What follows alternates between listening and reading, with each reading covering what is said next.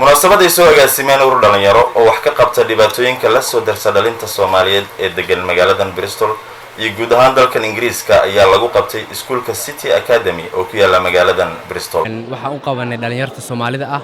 ujeedada aan ka leenahayna waxay tahay dhalinyar badan aan aqoonin xaq ay leeyihiin example dhinaca waxbarashada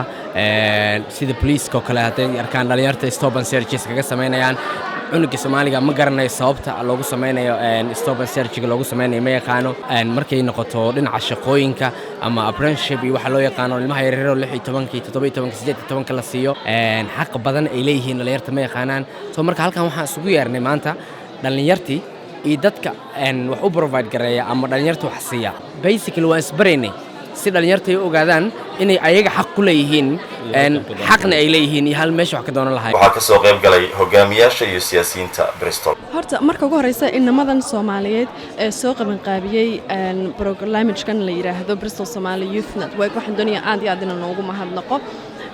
sanad ka hor inta iyagu isu yimaadeen bay iyagu is ururiyeen oo ilaa iyo dadka waaweyn ee taxiga drive gareeyaan business yaasha ayay lacag yar ka qaadeen marka horta inamadaas dhiirinimada madaxtinimada firfircoonnimada ay bulshadeena ku leeyihiin iyo sida fiican ay inoo hogaamiyeen aad iyo aad baan ugu mahadnaqaya magaalada Bristol waliba gaar ahaan anigu xaafadan xildhibaan ka ahay waxa degan dhalinyaro fara badan oo Soomaaliyeed oo shaqo la'aan ay haysato oo xabsi gali ay haysato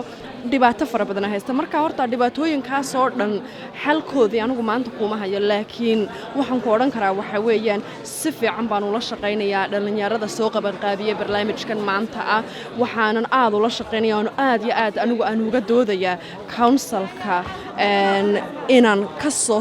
soo saxeexo in dhalinyarada Soomaaliyeed barnaamij gaar ah oo ay leeyihiin inay dawladdu aqoonsato oo ay samayso oo funding lagu bixiyo caruurteena waxbarashadooda inay hagaagto in lacag lagu bixiyo caruurteenu fiidka inaanay dariiqyaasha istaagina in loo sameeyo football ay meel ku ciyaaraan filan ay meel ku taawadan meel iyagu ay isugu yimaadaan sida uu gudoomiyaha ururka BSYN inoo sheegay ururkani waxa uu ka dhashay baahi loo qabo in la isku duubo isla markaana la badbaadiyo dhalinyarada Soomaaliyeed ee sida weyn ugu baahan in ay helaan hoggaan haga dhawaan ay ahayd mar ku dhawaad 20 dhalinyaro oo lagu eedeeyay dambiye kala duwan lagu xiray magaaladan Bristol walina aanan maxkamad la soo saarin dhanka kale waxa xusid mudan in dhawaan booliska magaalada Bristol baaritaan aanan caadi ahayn uu ka sameeyay maqaaxi Soomaaliyeed iyagoo dhammaan dadkii ku sugnaa halkaasi aqoonsiyo weydiyay arrintaa oo si weyn uga careysiisay jaaliyadda Soomaaliyeed hase yeeshee uu boolisku mar dambe cudurdaar ka baxshay.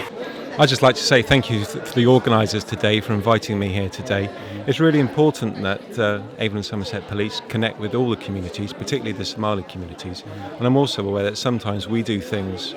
which upset the community. And when that happens, I want to know about it. And it's really important that we go back, put things right, and apologise for when we get things wrong. Haddaba waxa isweydiin leh maxaa ka dhalan kara shirarka iyo abaabulka noocan oo kala ah maanta waxay ahayd wax aad loogu farxo in dhalinyaro Soomaaliyeed oo isku abaabulay isku yimid intay waxaan xafladan aad u qurux badan soo abaabulaan inay markaas la xisaabtamaan dadka service providers ka ahaa ee magaalada lahaa waxaan caawinaa dhalinyarada iyo dadka wax u qabanaa inay yiraahdaan yaad wax u qabataan ay question gareeyaan meel isugu keenaan dhalinyarada inay opportunities jirto iyo in kale inay kala hadlaan marka shirarkan oo kale waxa ka soo bixi kara in لسدح قالوا أو trust أما كلسوني كديسان تدك واحد service providers كا سيد بوليس كوكالة يو council كوكالة يو سومالي أنا يرى إني وذا شغال أحمر تو أي فهم كران تمرين للسوقي ماذا أبرجونس معناه فائدين يجانا سيد جل إني أنا يرى حق الله هذا إني أيان رنكو ذا كقطان council كان وح لوجب بحض إن يلوكل authority وح لوجب بحض إني سومالي أيانا حقه سومالي وحكسيان طلابك كستول قاضو وناق لوجي جدا وح وناق kasoo baxa marka waxaan aaminsanahay hadii dhiirigelin ay helaan hadii iyaga laftigoodu ay hawshoodii inay sii wadaan ay waqti galiyaan in wax weyn ka soo baxayo Maxamed Xaraare Somali National TV Bristol